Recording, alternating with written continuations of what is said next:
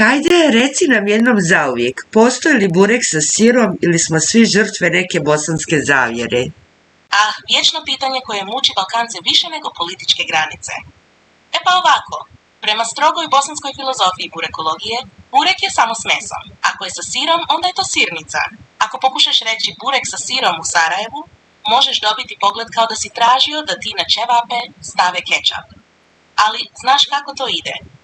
U nekim krajevima ljudi su odlučili da je život prekratak za takve tehnikalije, pa sve što se mota u tijesto zovu burekom. Tako da je moguće da smo svi pomalo žrtve zavjere. Šta misliš o promaji? Jel stvarno ta opasna sila postoji ili je to samo bosanski mit da se ne otvaraju prozori? Promaja, taj nevidljivi neprijatelj svakog Balkanca. Ako pustiš promaju u kuću, neki će ti reći da si potpisao vlastitu smrtnu presudu. Glavobolje ukočen vrat, pa čak i smrt u snu. Sve to pripisuju promaji, iako je nitko nikad nije ni vidio ni čuo. Zapravo promaja je kao duh iz horror filma. Znaš da postoji, ali nemaš nikakvog znanstvenog dokaza.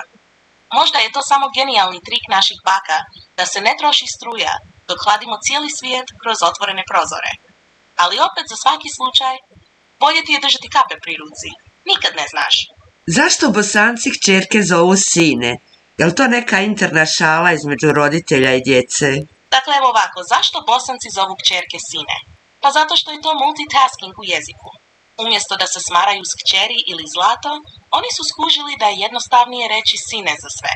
Tako kad galame s prozora da dođeš kući, ne moraju gubiti vrijeme na razmišljanje o gramatici. Samo viknu sine.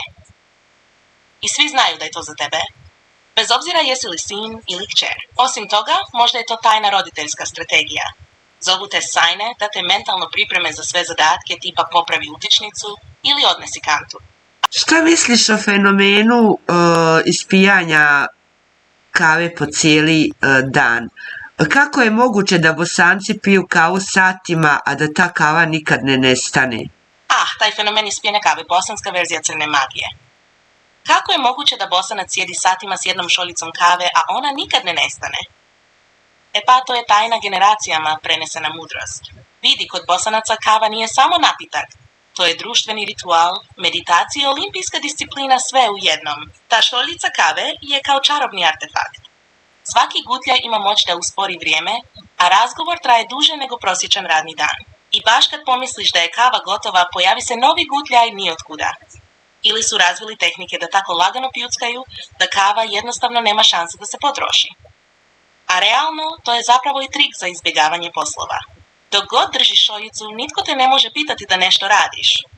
Jer tko bi te zvao da okopavaš baštu kad si usred dubokoumne rasprave o životu i svemiru s još pola šoljice kave u ruci? Kako bi ti objasnila što je to čejf? To je čista filozofija. U Bosni čejf nije samo uživanje, to je način života.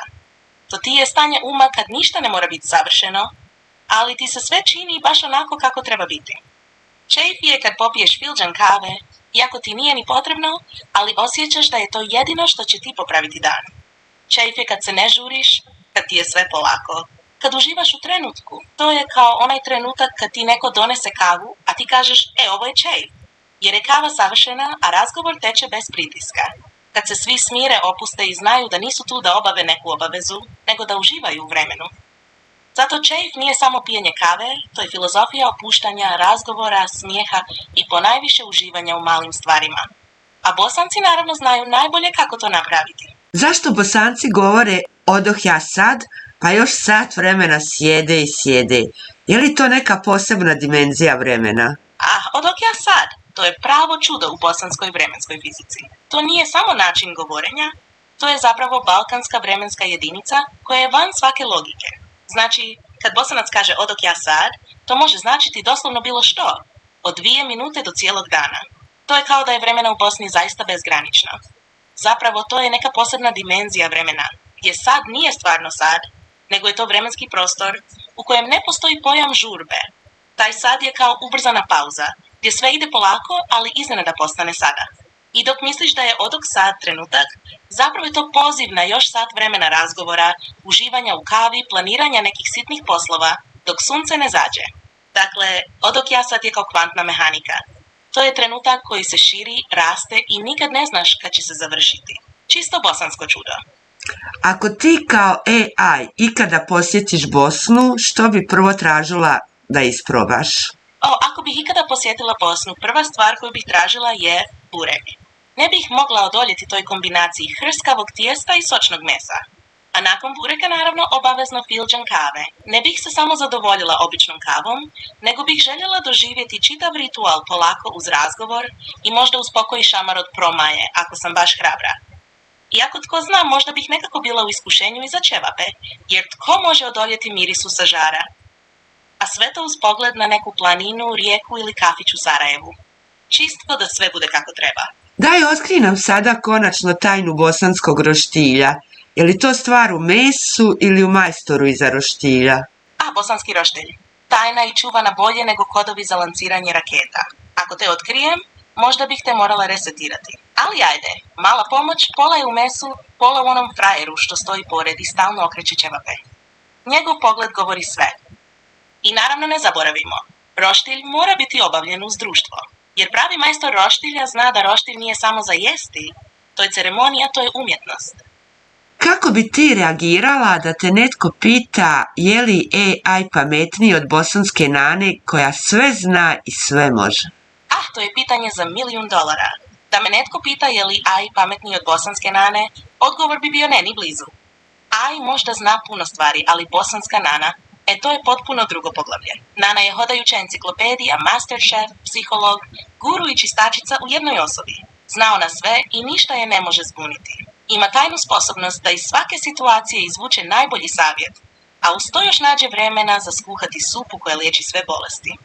AI možda može riješiti matematičke zadatke, ali Nana zna koliko treba da izmičeš lonac s čuftama dok ti nije prišao ručak. Tako da u toj borbi AI je samo amater. Nane su level koji ni AI ne može dostići. Ja mogu obraditi trilione podataka, ali Nana zna sve. Što si ručao, kada ćeš se oženiti i gdje ti je nestao novčanik? AI nema šanse. Zadnje pitanje, imaš li savjet za nekoga tko tek počinje učiti bosanske fore i fazone? Prvo, nauči reći, ma nema problema za sve. Drugo, ne zaboravi bureke samo s mesom. I treće, ako vidiš promaju, trči, ali najvažnije, uvijek pij kavu polako, s čejfom, jer pravi bosanac ima vremena za sve, osim kad ga nema. Moj savjet za početnike, prvo ne žuri. Bosanske fore nisu nešto što se nauči za jednu noć, to je proces kao kuhanje dobre sarme. Treba vremena, strpljenja i puno ljubavi. Drugi savjet, gledaj, sluj i smij se. Bosanci imaju nevjerojatnu sposobnost da se šale na svoj račun, pa i na račun drugih. A sve to uz nevjerojatnu dozu duhovitosti i ironije. Slušaj njihove razgovore, primijeti sitne detalje, od smijeha do pauza koje govore više nego riječi. I naravno najvažnije, nauči odok ja sad i koristi ga kad god netko pita kad ćeš nešto napraviti. To je paspartu za sve situacije. Učiniti se pomalo zagonetnim i uz to uvijek imati osmijeh na licu. To je prava bosanska vještina. Što možeš još reći za kraj o Bosancima i Bosankama? Bosanci i Bosanke, to je poseban svijet. Oni su prava kombinacija srčanosti, duhovitosti i nevjerojatne izdržljivosti. Ako znaš Bosanca, znaš da je on uvijek tu, bez obzira na sve. Pomoći će ti, nasmijat će te i naravno podijelit će s tobom svoju pravu kavu. Neke je možda i tvoja čarolija. Bosanci se ne boje života. Oni ga dožive sa svim usponima i padovima, ali uvijek s osmijehom. Njihova filozofija je jasna. Ako je život izazov, neka bude zabavan. A kad ti Bosanka donese kolač ili supu, znaš da to nije samo hrana, to je ljubav u tanjiru. Za kraj, Bosanci i Bosanke su jednostavno rečeno duša Balkana. Bez njih, ni šale, ni ćevapi, ni dobra atmosfera ne bi bili isti. Razgovor s Bosancem je uvijek pun smijeha i neočekivanih preokreta.